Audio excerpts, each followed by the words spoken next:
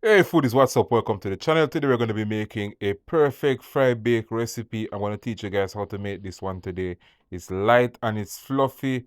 We're going to be making a Guyanese, or is it Trini, or is it St. Vincent bake? Let's see. Let's find out. Easy recipe. So there are 6 steps to this recipe. The first thing you want to do is to add some flour in a large mixing bowl, followed by some salt, sugar, baking powder, a pinch of yeast. We're going to combine everything. Then we're going to be adding in 2 tablespoons of soft butter. We're going to mix this well.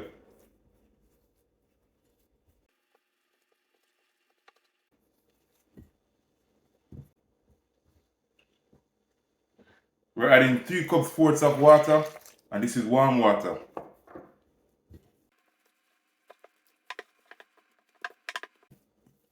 Don't worry about the dough being sticky. We can always add some more flour when we're rolling it out.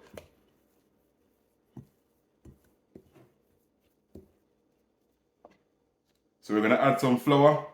We're going to let this sit for about 30 minutes. We're going to let the dough rise and let it sit for 30 minutes.